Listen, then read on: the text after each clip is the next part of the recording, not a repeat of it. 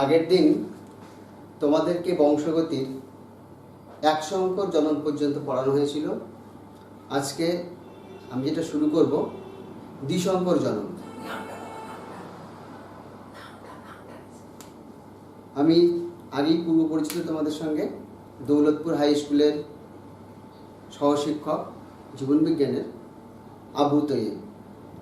আমি শুরু করছি আজকে পরবর্তী অংশটা, দ্বিসংকর জনন। দ্বিসংকর জনন কাকে বলে?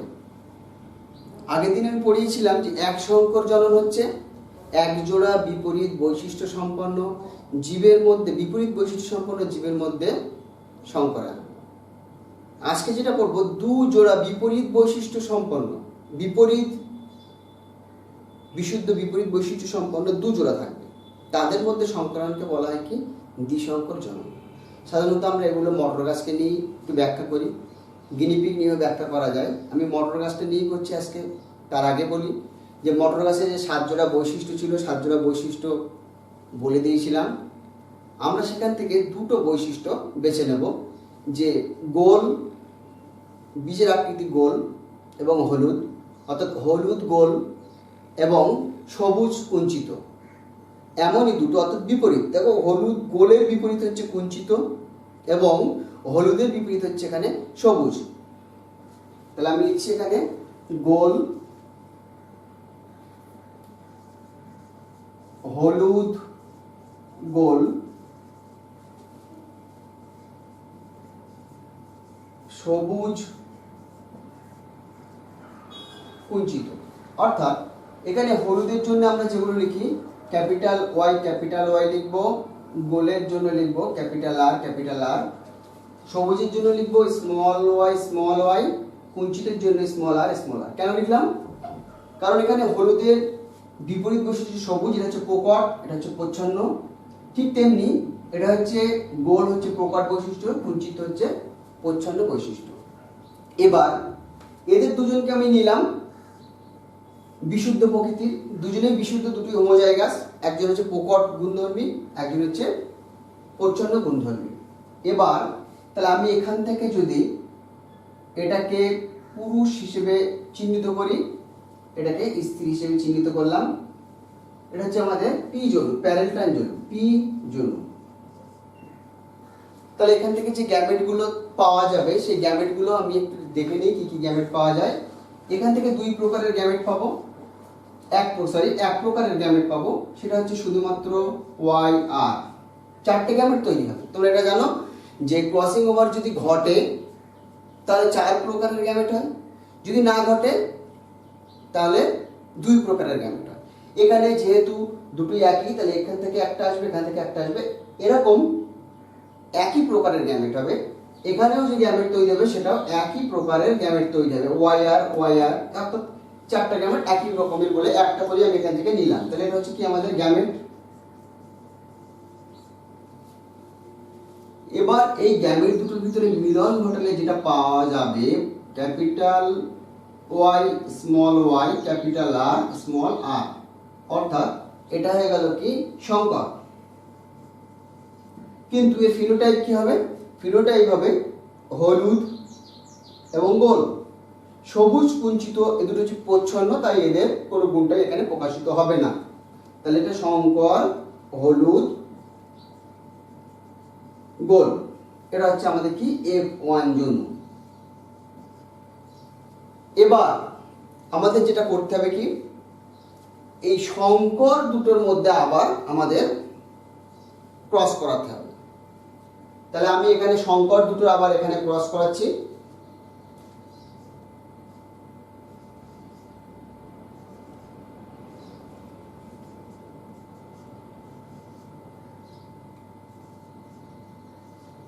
সংকর নিলাম, এখানেও চিহ্নিত করতে হবে আমাকে, একটাকে পুরুষ একটাকে স্ত্রী হিসেবে চিহ্নিত করতে হবে।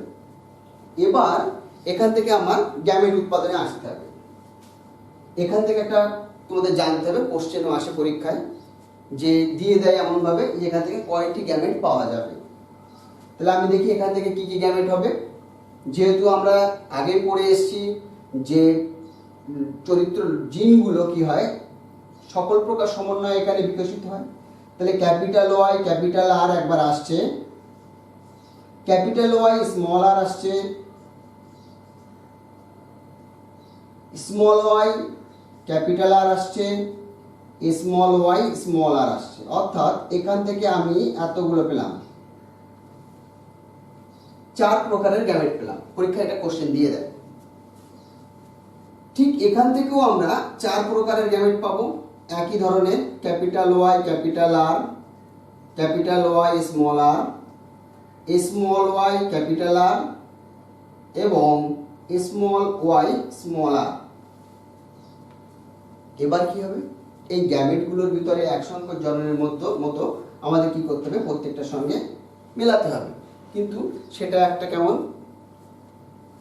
হিজিবিজি মতো হয়ে যাবে। তার জন্যে এই গ্যামেটগুলোকে কিভাবে মেশানো যায়, তার জন্যে আগেই বলেছিলাম যে একটা স্কোয়ার বোর্ডে ফেলে আমরা এটাকে দেখি, সেটাকে বলা হয় পানেট স্কোয়ার বোর্ড। তাহলে সেটাকে আমরা যদি এখানে ফেলে দেখি পানেট স্কোয়ার বোর্ডে,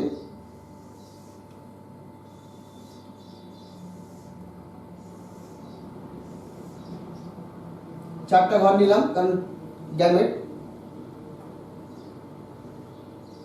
তাহলে এখানেও আমাদের কি করতে হবে, এখানেও 4টা ঘর নিলাম।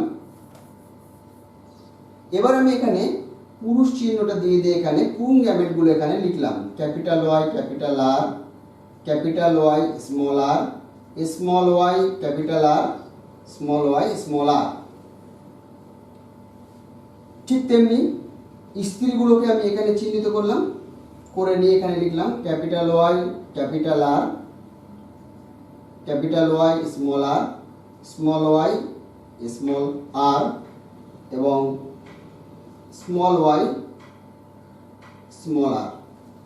এবার কি করবো আমরা, না এই গ্যামেটের সঙ্গে এই গ্যামেটগুলো, এটার সঙ্গে গ্যামেটগুলো, এই গ্যামেটের সঙ্গে গ্যামেটগুলো দিয়ে এই ছকটাকে আমরা ভরাট করি। তাহলে দেখি একটু কি হয়, capital Y capital Y capital R capital R, capital Y capital Y capital R small R, capital Y capital R capital Y small Y capital R capital R, capital Y small Y capital R small আর। এটা তাহলে ঠিক তেমনি ভাবে হয় ছকটা।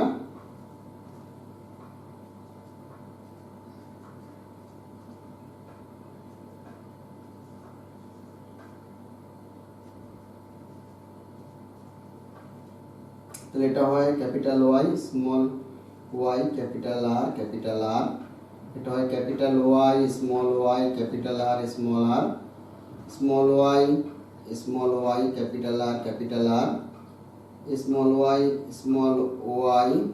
Capital R small আর। এটা ঠিক তেমনি ভাবে capital Y small Y capital R small R, capital Y small আর স্মল আর, small Y capital R small R এবং স্মল ওয়াই স্মল আর স্মল আর। এবার এগুলোকে যদি আমরা দেখে দেখে ভিতরে লিখতে পারি একটু, যে ক্যাপিটাল ওয়াই এবং ক্যাপিটাল আর থাকলে সেক্ষেত্রে হবে হলুদ গোল। তাহলে এটা হলুদ গোল, এটা হলুদ গোল, এটা হলুদ গোল, এটা হলুদ গোল, এটা হলুদ গোল, এটা হলুদ কুঞ্চিত কারণ দুটো ক্যাপিটাল ওয়াই দুটো স্মল আর আছে। এটা হলুদ, এটা গোল, এটা হলুদ কিন্তু এটা কুঞ্চিত, এটা হলুদ গোল, এটা হলুদ গোল, এটা হলুদ গোল, এটা হলুদ গোল। এখানে চলে আসছি আমরা হলুদ গোল, হলুদ কুঞ্চিত, হলুদ সবুজ গোল, সবুজ কুঞ্চিত। তাহলে এই যেগুলো দেখলাম ফিনোটাইপগুলোকে, অর্থাৎ আমরা 4 রকমের ফিনোটাইপ পাবো এখানে। 4 রকমের ফিনোটাইপগুলো কি কি, না আমি কি কি দেখি এখানে, একটা হচ্ছে হলুদ গোল, হলুদ কুঞ্চিত, সবুজ গোল আর সবুজ কুঞ্চিত। অর্থাৎ 4 ধরনের আমরা কি পেলাম, ফিনোটাইপ পেলাম। কিন্তু এই ফিনোটাইপগুলোর মধ্যে আবার অনেকগুলো করে জিনোটাইপ বর্তমান। তাহলে আমি এখানে লিখছি ফিনোটাইপ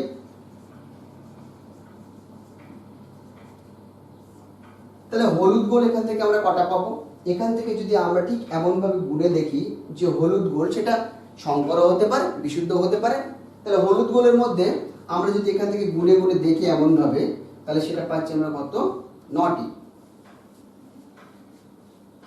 ঠিক হলুদ কুঞ্চিত যদি আমরা দেখি, তাহলে এখান থেকে যে ফিনোটাইপ হলুদ কুঞ্চিত সেটা আমরা এখান থেকে দেখব, সেটা হেটেরোজাইগাস হতে পারে, হোমোজাইগাস হতে পারে, বিশুদ্ধ হতে পারে, সংকর হতে পারে।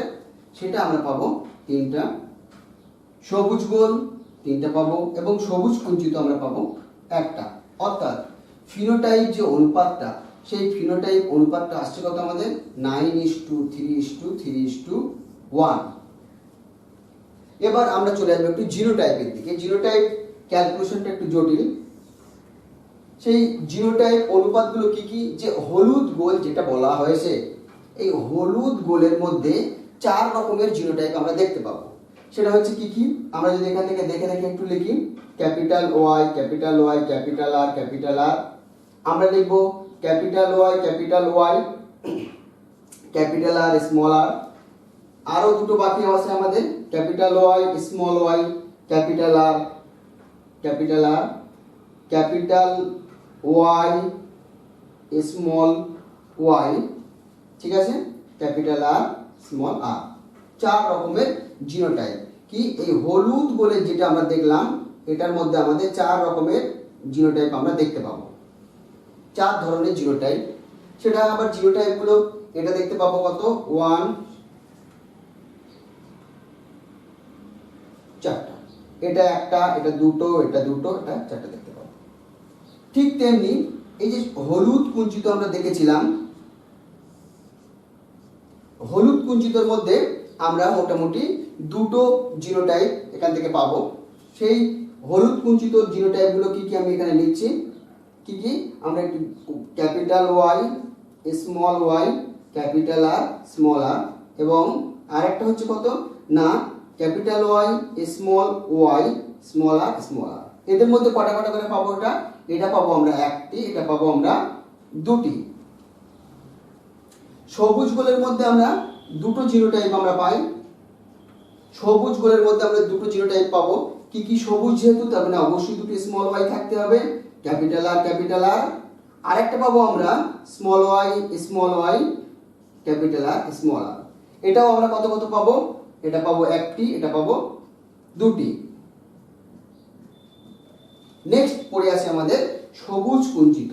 সবুজ কুঞ্চিত আমাদের একটাই হয়, একটাই জিনোটাইপ হয়, সেটা হচ্ছে small Y, small Y, small আর, স্মল আর। এটা হচ্ছে আমাদের একটা। অর্থাৎ আমি যদি এখান থেকে জিনোটাইপ অনুপাতটা লিখি, এটা হচ্ছে জিনোটাইপ অনুপাত 1:2:2:4:1:1:2:1:1। অর্থাৎ এটা মনে রাখার একটা কৌশল আছে, 12-24-12-12-1। মনে রাখার জন্য বলে দিলাম 12-24-12-12-1। এবার মেন্ডেলের এই পরীক্ষা থেকে একটা সিদ্ধান্তে আসা গেল। কি সিদ্ধান্ত? না সেটা আগে বলি না, এক সংকর জনন এবং যে দ্বিসংকর জনন, দুটো যে পরীক্ষা ছিল, এক সংকর জনন থেকে আমরা মোটামুটি 2টো সিদ্ধান্তে এসেছিলাম। একটা হচ্ছে পোকটত্ত্ব সূত্র একটা পেয়েছিলাম, যে দুটো বিপরীত বৈশিষ্ট্য সম্পন্ন জীবের মধ্যে সংকরায়ন ঘটালে কি হয়? প্রথম অপত্যজনিতে প্রকট বৈশিষ্ট্য প্রকাশিত হয়। আর একটা ছিল কি না, এই যে বৈশিষ্ট্যগুলো, দ্বিতীয় ছিল কি, যে বৈশিষ্ট্যগুলো ছিল সেই বৈশিষ্ট্যগুলো যখন গ্যামেটগুলো মিললো তখন কি হচ্ছে? তাদের মধ্যে মিশে গেল, কিন্তু তারা পুরোপুরি মিশে যায় না। কি হয় না, সেখান থেকে যখন গ্যামেট তৈরি হয়, সেই গ্যামেটগুলো থেকে আবার আলাদা হয়ে যায়। এক সংকর জননের সঙ্গে দ্বিসংকর জননের যে সূত্র দুটো ছিল, একটা হচ্ছে পৃথক বিভাজনের সূত্র, আর একটা হচ্ছে কি আমাদের যে দ্বিতীয় সূত্র যেটা ছিল, যে সম্ভাব্য সকল প্রকার সমন্বয়ে বিন্যাস ঘটে, সেটার মধ্যে একই রকম, শুধু শেষেরটা একটু লাইনটা একটু আলাদা। কি না, গ্যামেটগুলো তৈরি হওয়ার সময় যেগুলো আলাদা হয়ে যায়, এই যে বৈশিষ্ট্যগুলো সব আলাদা আলাদা হয়ে যায়, এবং একটু যুক্ত হবে কি তারপরে না, সম্ভাব্য সকল প্রকার সমন্বয়ে তাদের কি করে? তারা মিলিত হয়। দেখো এখানে সম্ভাব্য সকল প্রকার সমন্বয় যতগুলো হতে পারে, তত প্রকার সমন্বয়ে কি হয়? এরা বিন্যস্ত হয়। তাহলে এটা গেল আমাদের দ্বিসংকর জনন, মেন্ডেলের দ্বিসংকর জননটা আমরা এখানে দেখলাম। এবার আমাদের একটু আছে যেটা পড়তে হবে, সেটা হচ্ছে মেন্ডেলীয় গোলযোগ দুটো বিষয় আমরা একটু জানবো।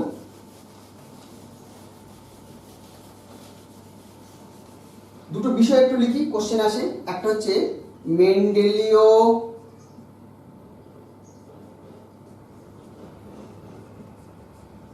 গোলযোগ, 2 নম্বর মেন্ডেলীয় অস্বাভাবিকতা। এই দুটো বিষয় একটু কোশ্চেন আসে এবং অনেকেই এটা কি করে, গুলিয়ে ফেলে। মেন্ডেলীয় গোলযোগ, মেন্ডেলীয় গোলযোগ বলতে গেলে কি বোঝায়? মেন্ডেলীয় গোলযোগ অর্থাৎ মেন্ডেলীয় সূত্র মানে না। তার মধ্যে দুটো বিষয় আমরা লিখব, একটা হচ্ছে অসম্পূর্ণ উপকটতা,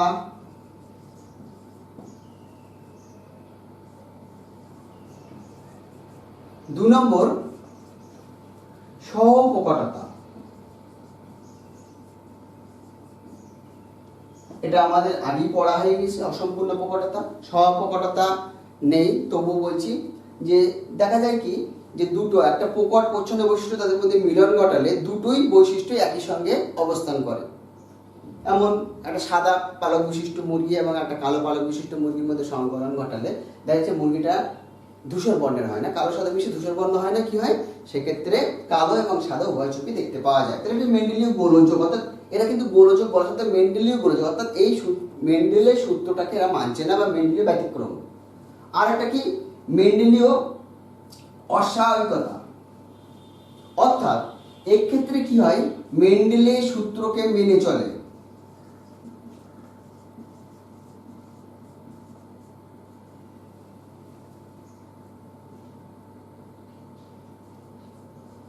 সেটা কি কি? আমরা দুটো রোগ দেখবো এখানে, মেন্ডেলের সূত্রকে মেনে চলে এরকম দুটো রোগ দেখবো। একটা হচ্ছে কি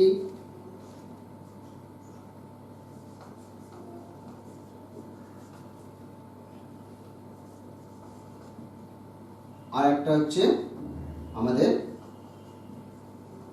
বর্ণান্ধতা।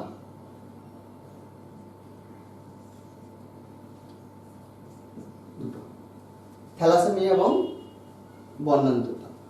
তাহলে সেই রোগগুলো সম্পর্কে আমরা একটু জানি। মেন্ডেলীয় অস্বাভাবিকতা বা মেন্ডেলীয় গোলযোগ, আমাদের দুটো বিষয় আমরা এখান থেকে দেখছি একটু। একটা হচ্ছে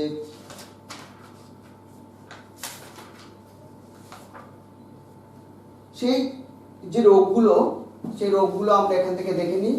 বিশেষত জিনগত রোগ, এবং সেই জিনগত রোগগুলো কি হয়? আমাদের বংশ পরম্পরায় সঞ্চালিত হয়, অর্থাৎ মেন্ডেলের সূত্র মেনে চলে। থ্যালাসেমিয়া এবং বর্ণান্ধতা মেন্ডেলের সূত্রকে মেনেই চলে। আমরা প্রথমে যেটা দেখবো সেটা হচ্ছে কি, তাহলে এগুলো জিনগত রোগ। তাহলে এই রোগগুলো আবার কি হচ্ছে? কিছু আছে আমাদের সেক্স ক্রোমোজোম বাহিত,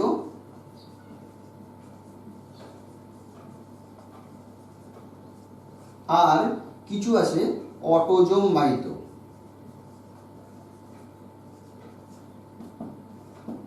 তোমাদের বইতে এগুলো কিন্তু সবই প্রচ্ছন্ন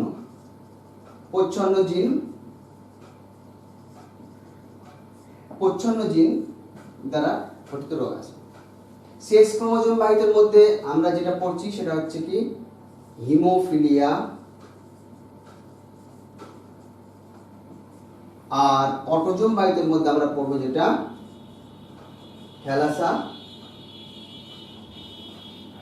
থ্যালাসেমিয়া। এই দুটো রোগ আমরা এখান থেকে পড়ব। এই দুটো রোগের মধ্যে প্রথমে যেটা পড়বো আমরা সেটা হচ্ছে থ্যালাসেমিয়া রোগ। থ্যালাসেমিয়া রোগটা কি কারণে হয়? থ্যালাসেমিয়াকে আমরা দুই ভাগে ভাগ করি। একটা হচ্ছে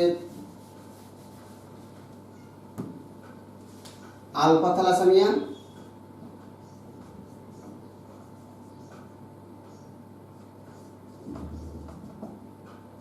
আর একটা হচ্ছে বিটা থ্যালাসেমিয়া। অর্থাৎ আলফা থ্যালাসেমিয়া রোগটা কি? বিশেষত ভূমধ্যসাগরীয় অঞ্চলে প্রথমে এদেরকে দেখা গিয়েছিল। রোগগুলো প্রাদুর্ভাব সমুদ্রিক অঞ্চল, সেখান থেকে থ্যালাস কথা থেকে থ্যালাসেমিয়াটা এসছে। দুই প্রকার, আলফা থ্যালাসেমিয়া এবং বিটা থ্যালাসেমিয়া। এই রোগটার ক্ষেত্রে কি হয় না, আমাদের যে হিমোগ্লোবিন তৈরি হয়, যে পলিপেপটাইড চেনগুলো দিয়ে হিমোগ্লোবিন তৈরি হয়, অর্থাৎ যে জিনগুলো দায়ী, সেই জিনগুলোর মিউটেশন ঘটলে পরে সেই পলিপেপটাইড চেনগুলো তৈরি হয় না। তার জন্য কি হয়? না আমাদের হিমোগ্লোবিনের ত্রুটি দেখা দেয়, উৎপাদনের ত্রুটি দেখা দেয়, তখন অ্যানিমিয়া হয়, তার রক্তাল্পতা হয়, শ্বাসকষ্টজনিত রোগ দেখা দেয়, বা যে লোহিত রক্তকণিকাগুলো তৈরি হয় সেগুলো দুর্বল ভঙ্গুর প্রকৃতির হয়, সেগুলো দ্রুত শরীরে ভাঙা পড়ে এবং লোহের আধিক্য দেখা যায়। আলফা থ্যালাসেমিয়া এবং বিটা থ্যালাসেমিয়া। আলফা থ্যালাসেমিয়ার জন্য দায়ী হচ্ছে আমাদের 16 নম্বর অটোজোম। 16 নম্বর অটোজোমের মধ্যে দুটি করে, অর্থাৎ 4টি জিন, যেহেতু একটা ক্রোমোজোমে দুটো করে থাকছে, HBA1, HBA2, HBA1, এই যে 4টি জিন, এদের কোনো রকম মিউটেশন ঘটলে পরে তখন কি হয় না, এই আলফা পলিপেপটাইড চেইনটি তৈরি হয় না, তখন কি হয়ে যায়, আমাদের আলফা থ্যালাসেমিয়া হয়। এই 4টি জিন যদি না থাকে তখন মেজর, এর মধ্যে যদি দুটোর কম অনুপস্থিত থাকে তখন কি হয়, মাইনর হয়। 4টি যদি অনুপস্থিত থাকে তাহলে আলফা পলিপেপটাইড চেইন তৈরি হবে না, তখন আলফা থ্যালাসেমিয়া মেজর। ঠিক তেমনি বিটা থ্যালাসেমিয়ার ক্ষেত্রে আমরা কি দেখি না, 11 নম্বর অটোজোমের ক্ষেত্রে কি আছে, দুটো ক্রোমোজোমে HBB,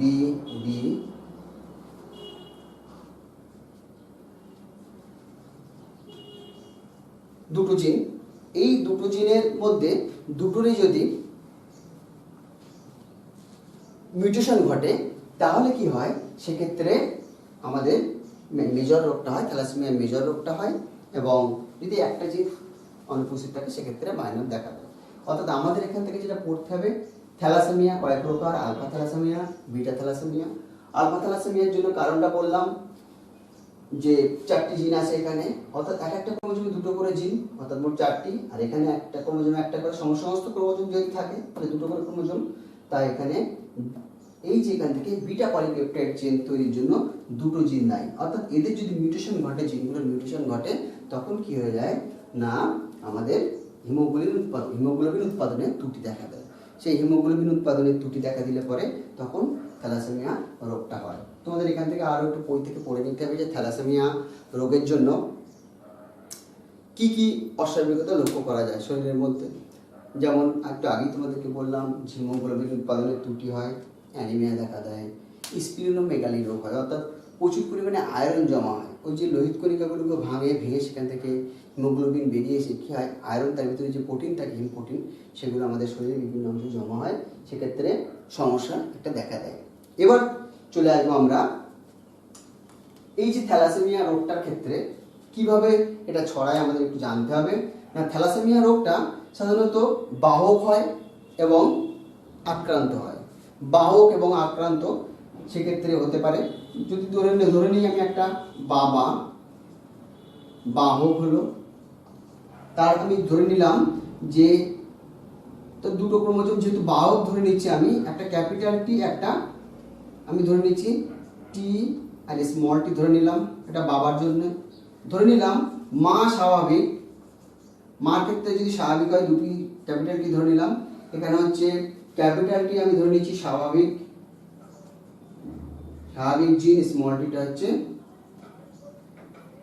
মিউট্যান্ট জিন।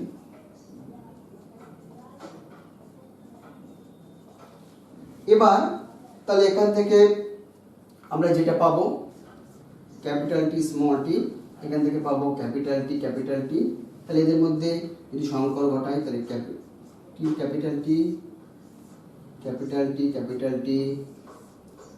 টি স্মল টি,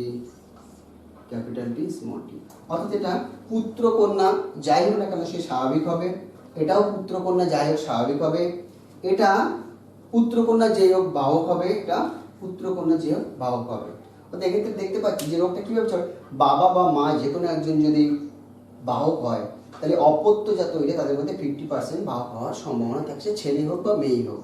যদি দুজনেই আক্রান্ত হয় তাহলে সেক্ষেত্রে আমরা নিজেরাই বার করে নিতে পারবো যে কত শতাংশ সুস্থ স্বাভাবিক হবে এবং কত শতাংশ আমাদের কী হবে, আক্রান্ত হবে। এটা তাহলে তোমরা নিজেরাই একটু করে দেখে নেবে কতটা কি হয়। নেক্সট আমি চলে আসবো যে রোগটার ক্ষেত্রে, সেটা হচ্ছে কি আমাদের সেক্স ক্রোমোজোম বাহিত একটা রোগ। এটা ছিল আমাদের অটোজোম বাহিত রোগ আমি বললাম। এবার যেটা বলছি সেটা হচ্ছে কি সেক্স ক্রোমোজোম বাহিত রোগ, হিমোফিলিয়া। সেক্ষেত্রে সেক্স ক্রোমোজোম অর্থাৎ আমাদের যে এক্স ক্রোমোজোম থাকে, এক্স ক্রোমোজোমের পি এবং কিউ বাহু, পি বাহুতে একটা জিন থাকে এবং কিউ বাহুতে একটা জিন থাকে। সেই জিনগুলো কি কাজ করে না, আমাদের কোনোটি রক্ত তঞ্চনের জন্য দায়ী ফ্যাক্টর 8, ঠিক আছে, AH ফ্যাক্টর বলা হয়, অ্যান্টি হিমোফিলিক ফ্যাক্টর, এবং আরেকটা হচ্ছে ফ্যাক্টর 9, PTC ফ্যাক্টর বলা হয়। সেই ফ্যাক্টরগুলো অর্থাৎ সেই প্রোটিনগুলো তৈরি হওয়ার জন্য যে জিন দায়ী থাকে, সেই জিনগুলো কী হয়ে যায়, মিউটেশন ঘটে। তার ফলে আমাদের কী হয়, শরীরে দ্রুত রক্ত 3 থেকে 7 মিনিটের মধ্যে যে রক্ত সঞ্চিত হওয়ার কথা সেটা হয় না। তাহলে এক্স ক্রোমোজোম বাহিত একটা রোগ আমরা করছি, সেটা হচ্ছে কি হিমোফিলিয়া। কি বলছি আমরা, হিমোফিলিয়া। এই হিমোফিলিয়ায় আমরা দুটো ভাগে লিখছি আমরা, একটা হচ্ছে কি রয়্যাল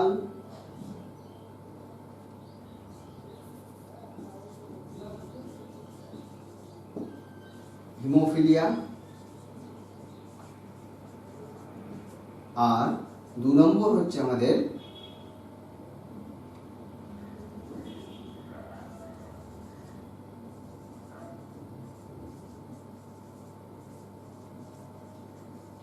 ক্রিসমাস হিমোফিলিয়া।